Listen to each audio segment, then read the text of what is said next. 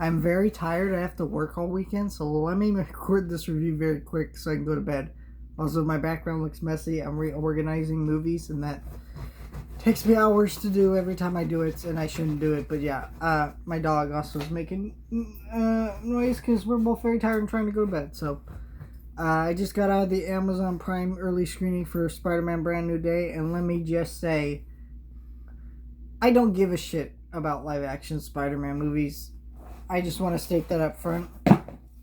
Just because at this point, they have made like almost 10 of these things in less than 20 years. And two of them are reboots, right? And so, and when I was doing my reviews of the Spider-Man movies, it made me realize, like, hey, I really love these Tobey Maguire movies, which I kind of always knew I loved, but I really love them. But, like, the Tom Holland movies, I just feel like nothing towards them, whatever. I had complaints, and I made videos about them. You hear my thoughts on them. Andrew Garfield movies or whatever. But I'm just at the point, like, where the Spider-Verse movies are new, they're different, they're always engaging, so I'm always excited to see those. But when we're talking about the Tom Holland Spider-Man universe of movies, or just live-action Spider-Man movies in general, I don't really care. This will be a spoiler review, by the way. I like to do, if you're new to my channel, I do spoiler reviews for Marvel movies. I don't do non-spoiler review movies, because at the end of the day, you're either going to watch this movie or you're not. So, fuck it. This movie did not work for me on a few levels, but overall, I was very shocked that I really loved this movie, and I'm really shocked to say that. Let me start with what I didn't like. First of all, this movie was you were very much lied into this movie with the advertising, and some of it feels incredibly shitty. First of all, why are we making so much press about Tombstone being in this movie if he's not in this movie, right?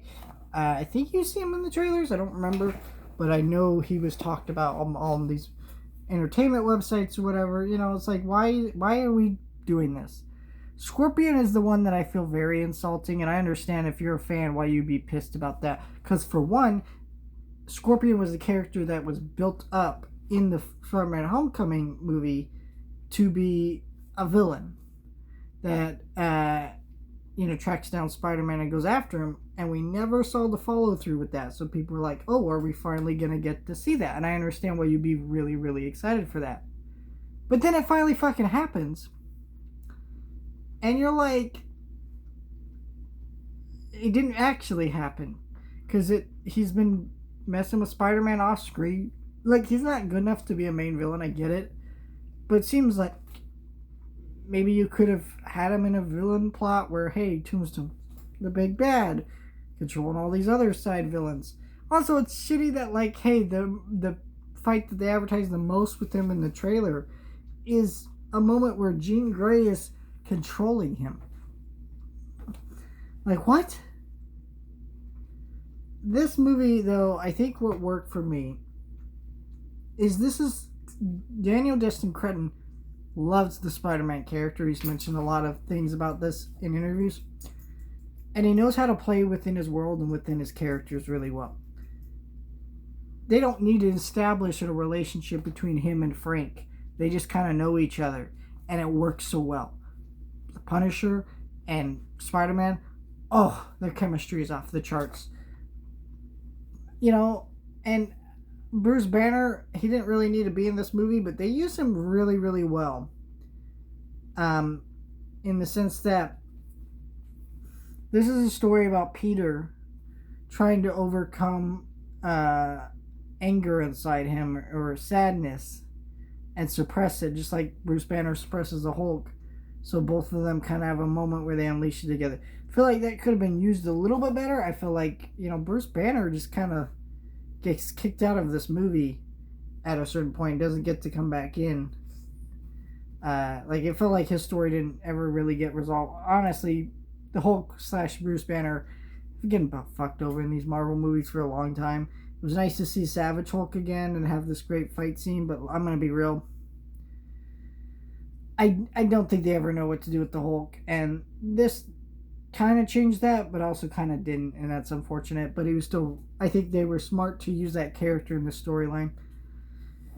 But really, this movie almost made me cry with the stuff they do with Jean Grey and Peter and how they kind of come to understand each other at a point. Because basically, you have this movie where Peter is trying to track down this person who's getting in his mind. It ends up being Jean Grey, as everyone suspected, Sadie Sink's character.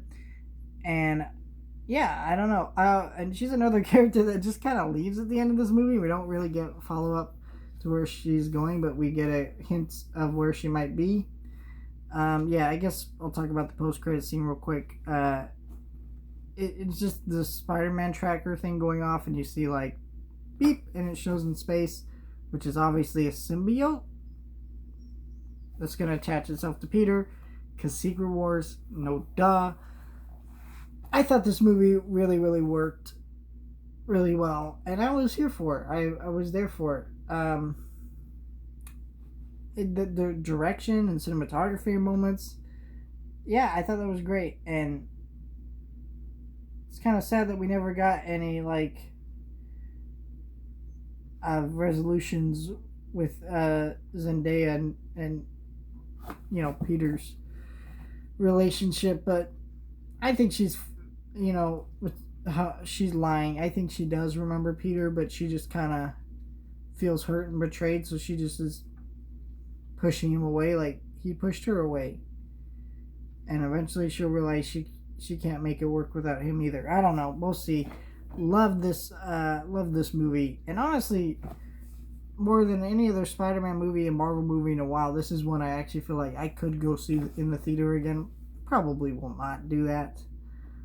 Just because I don't really tend to do that with Marvel movies. But if I don't, I wouldn't be surprised if I ended up having a day or a week where, hey, there's not a lot of new movies out, and I could just go do it. But it'll definitely be a couple weeks from now. But yeah, I was really happy with this movie.